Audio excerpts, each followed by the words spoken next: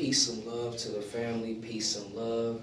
This is Adrian, or AD, or Adrian X. It's my Facebook and Twitter.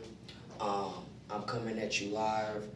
This is the People's Enrichment Program. This is going to be a short lesson because we're scrambling for time. I want to first thank the ancestors for allowing me to be here and allowing me to be able to teach this lesson today. Let me move these chairs. To teach this lesson today. So we're going to talk about the law of divine oneness, or the law of one. But before that, we're going to do an African chant here. And after we do this African chant, we're going to get into the lesson. And it's going to be brief, but nonetheless, I hope you get something out of it. Carter G. Woodson, let's quickly honor him for starting Negro History Week. If it wasn't for him, we wouldn't have Black History Month. Carter G. Woodson is also the author of The Miseducation of the Negro. If you haven't read that book, please do read that book because it's very powerful to Black people, and it pretty much talks about how when we go to school and we learn to be how to become a lawyer, or a doctor or a businessman or any of the professions that you can think of, we lose out on racial consciousness. We don't work together as a team. We support institutions that don't really support us, and we invest all our time and our money with them and we compete with one another. And he pretty much argues that we need to get out of that mindset, and it's due to the miseducation of the schools that we have been that has indoctrinated us, to doing what their best interest is instead of doing what our best interest is, and that's liberating our minds, hearts, and our souls so we can do our due diligence and give back to the earth and other people. So with that being said, let's get into the lesson. We're going to start off with the African chant. The African chant says, "We will remember the humanity, glory, and suffering of our ancestors and honor the struggle of our elders. We will strive to bring new value and new life to our people. We will be loving, sharing, and creative.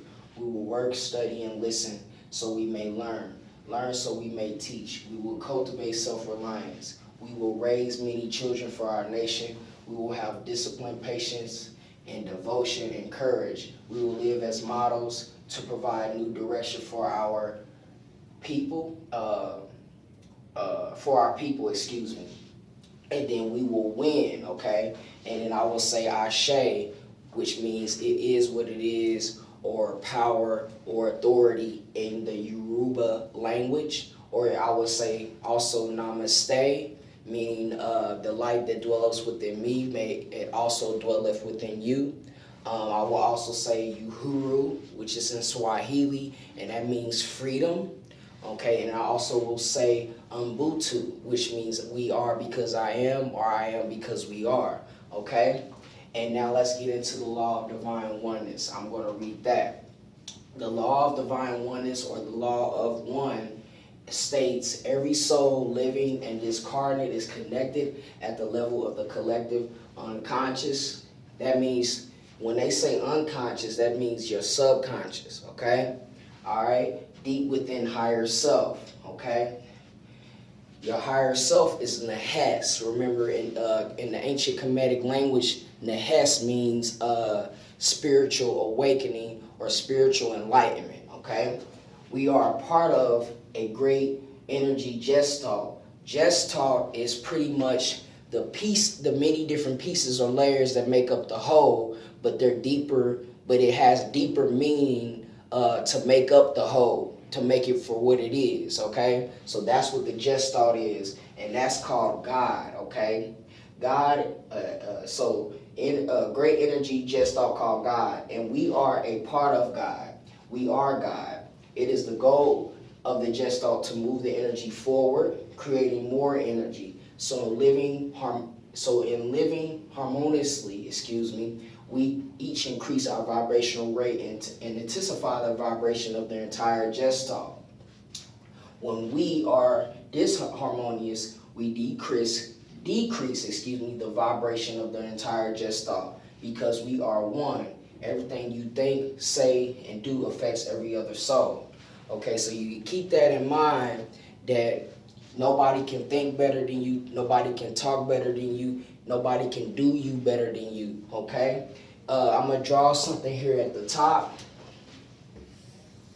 Okay, this is a representation of what we call the universe. That point in the middle is, think of the city of Anu, called Anu in Kemet, or what the Greeks would call Heliopolis, and that's symbolic to the starting point of creation. You are the starting point of creation. Just like in the Ankh symbol, is like a knot, okay? And then you have the, hold on, I'm sorry, I messed us up. Okay, let me draw it better. Okay, that's my Ankh symbol, okay? You know it's an Ankh. I know it don't look, I ain't the best artist in the world, but this is the gate portal, aka the vagina, or the womb of the woman. Okay? And then this is the phallus. Okay? And then this is you. This line in the middle is you. Okay? Or life. So, out of millions and millions of sperm, you were the one that won the race.